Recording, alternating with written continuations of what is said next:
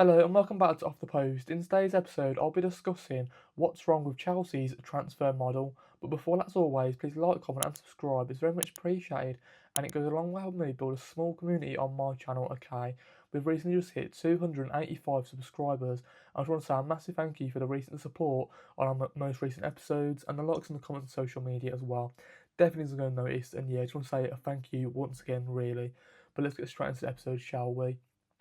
Chelsea are preparing to bid 43 million for French centre-back Jérémy Jacquet from Rennes in Ligue 1. Okay, now for me, I just don't understand this transfer just because, don't get me wrong, Chelsea do need a centre-back. When you look at their centre-backs they've had this season, they're just not good enough, are they? For me, Chelsea probably only have two good centre-backs in their team, in Trevor Chalobah and Josh Akamompong. Now for me, even when you speak about Josh Akamompong, he's a young centre back and he has had good performances here and there, but I just don't think he's ready for that first team football to throw him into the deep end, if you like, for Chelsea.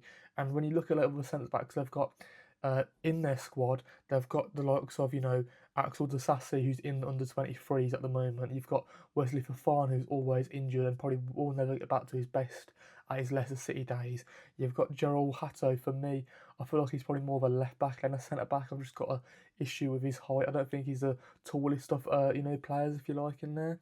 And you've also got the likes of Tosin. Again, I feel like I just don't think he's good enough either. So again, I do agree with the signing of a centre back. I feel like they do need somebody in there. I feel like they just need a more of an experienced centre back to play alongside the likes of a Trevor Chalobah, because I really do like Trevor Chalobah. He's a good centre back at times. He's had some good performances in the Premier League, but he does make some defensive mistakes because when he's got a partner who's not really experienced in there next to him, he does make those mistakes, because I feel like he would be more reassured. I mean, there would more be. I feel like he would be. I feel like he would be more reassured, and they would add more balance to the side if they had a 27 and a 28-year-old centre back in there who's played at a top level, if you like. Because at the moment, I feel like that's what's wrong with Chelsea's transfer model, if you like. Since Bluco came in, since Todd Bowley came in, they've consistently buying youth players with high potential, and there's nothing wrong with that. However, you don't want to be buying all of your players who are 19, 20, 21 year olds, just because where's the balance in that side? When I need to dig in, when I need to score an equaliser, when I need to get 3 points over the line, how are all these young players going to do that? Where's the determination? Where's the fight? Where's the belief?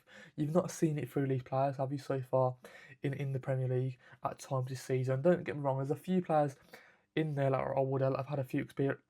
I've had a few years under the belt in Reece James, in Caicedo, in Cole Palmer, if you like.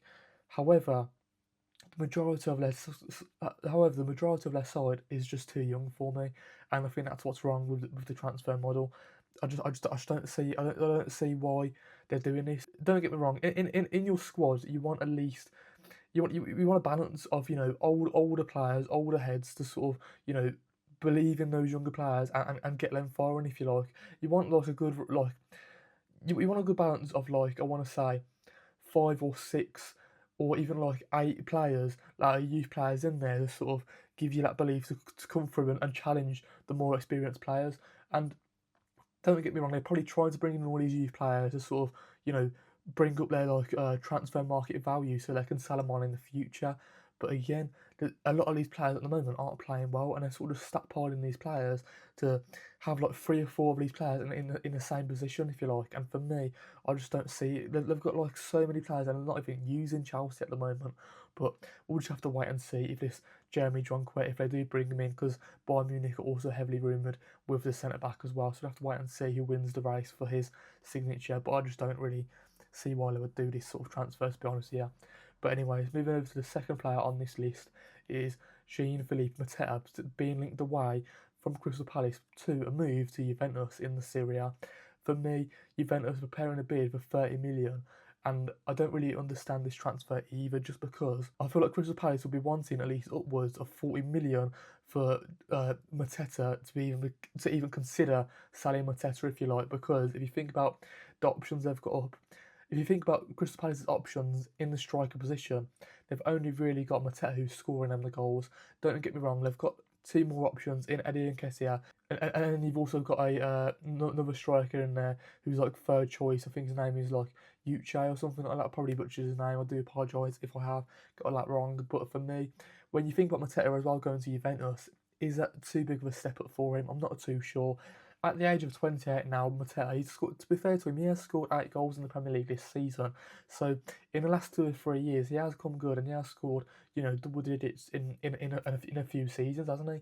So maybe, Juventus could be a good move for him. However, they've got a few strikers on their books as well, haven't they? In Dusan Vlahovic, they've got Jonathan David, they've got Yilmaz, who also plays as a striker here and there. I know he's more of a winger, isn't he? But he does play in that sort of false nine position, if you like, as well. So, to be fair to them, they do have like three or four strikers in that position. So why would they sign a Mateta before signing a striker? I just don't see that potentially happening. However, that could be a potential good move for them, trying to get back, to the top division. Finishing first. In the Serie A, because obviously they've been battling out with, Inter Milan in recent seasons, with Napoli in recent seasons as well. So maybe you could see that happening with 2 weeks left of the transfer window. Then again, saying that, I don't think Crystal Palace will do that because they've got 2 weeks left to find their replacement, and they might potentially sell him off in the summer. If Mateta does leave Crystal Palace in the January transfer window, that's basically guaranteeing their season to be completely over, isn't it? They've recently just lost Margehi. They're going to leave. They're going to lose Oliver Glasner in the summer. He's going to end at the end of the season, right? So that's basically guaranteeing their season to be over. What are they going to fight for? They're not going to be able to come back in with the loss of Margehi, with the potential loss of Mateta, and thrive up the table, are they? For me, I feel like it's only going to be a downward hill spiral at the second half of the season, if you like, just because they're losing their main striker and their main centre back. It's just not good enough. I can't see them losing Mateta in the January transfer window. I can't see it, but it could potentially be a good move to Juventus, who are in 5th in the Serie A at the moment. They've got the same amount of losses as I want to say Inter Milan in 1st and Napoli in 3rd. Okay, so they're not doing too bad, but I feel like they're getting too many draws. They've got 6 draws and 11 wins. So from that point of view, they just need to stop drawing and get a few. They need to turn those draws into wins, don't they? To get them back far in the league, and Mateta could be the one potentially to score you the goals. Again, I don't really see how he comes in and starts straight away ahead of the 3 or 4 strikers you've already got in there. I'm not too sure. That's why I can't see it happening. But let's end the video with some questions, okay? How would you feel about Chelsea signing unproven 20-year-old French defender? Okay, in Jérémy Jacquet. Okay, from me, I'm not too sure. You're spending 43 million. Would you rather spend that money on an older, experienced player rather than a young 20-year-old, even though you've got loads of 20-year-olds in your squad already? How do you feel about Jean-Philippe Mateta potentially moving away to Juventus? Is it a good move to the Serie A? Would Mateta start ahead of like those 3 or 4 strikers that Juventus have already got in there?